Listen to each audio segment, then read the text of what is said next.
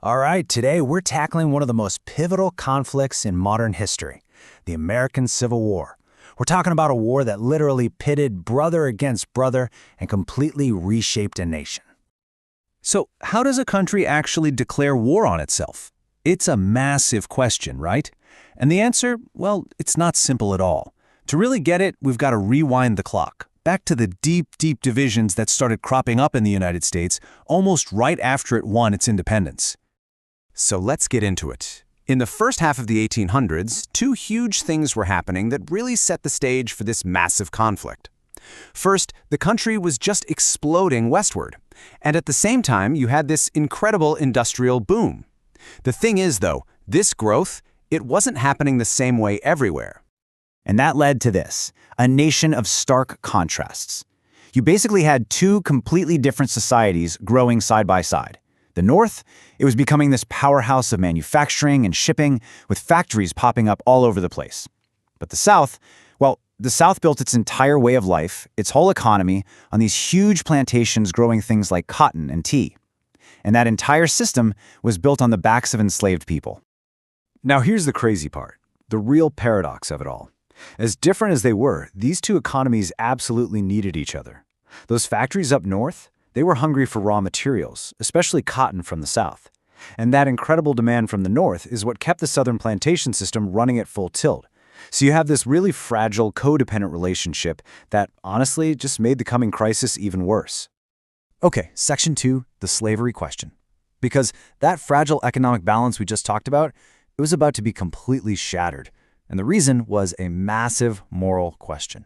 See, around the world, people were starting to condemn slavery. And right inside the United States, a really powerful anti-slavery movement started to grow, mostly up in the northern states where slavery was illegal. And this moral outrage wasn't just some abstract idea. It was fueled by the absolutely brutal reality of the system. We're talking about people forced to work grueling hours for no money, under the constant threat of extreme cruelty and beatings. And maybe worst of all, they lived with the ever-present fear of their families being ripped apart, sold off, and never seen again. Then in 1852, a single book basically lit a match to the whole thing. It was called Uncle Tom's Cabin, and it was this hugely influential novel that just ripped the curtain back. For the first time, it showed the American public the real, horrific, day-to-day evil of slavery. It poured gasoline on the fire of the anti-slavery movement. So, with all this growing pressure, what did the Southern states do? They drew a line in the sand. They issued this incredibly stark threat, saying, look, if you try to end slavery, we're out. We will form our own country before we give it up. All right, Section 3, Lincoln takes a stand. This whole simmering conflict, it was about to boil over, and the election of one man was going to be the spark that lit the fuse. That man, of course, was Abraham Lincoln. He's elected the 16th president in 1861.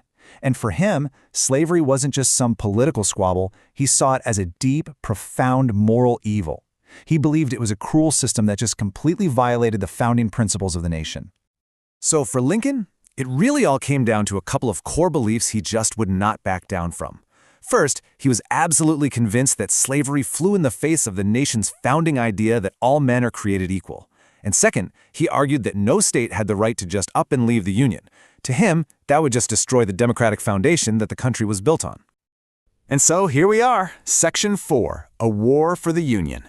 Right after Lincoln gets elected, the Southern states did exactly what they said they would.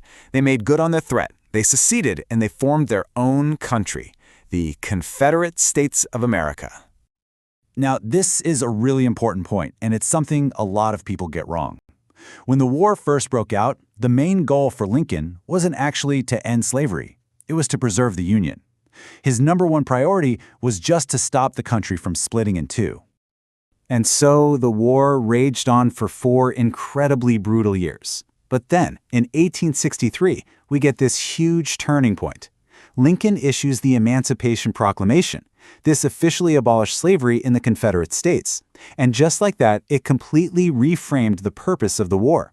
It was no longer just about preserving the Union. It was now also a fight for freedom. And he hammered this point home later that year in his famous Gettysburg Address. He gave the war this powerful new meaning, calling a Union victory a new birth of freedom. It It was about making sure that this idea of a government of the people, by the people, for the people, would not, as he said, perish from the earth.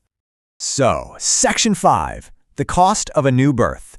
Because this new birth of freedom, well, it came at a cost that is almost impossible to imagine.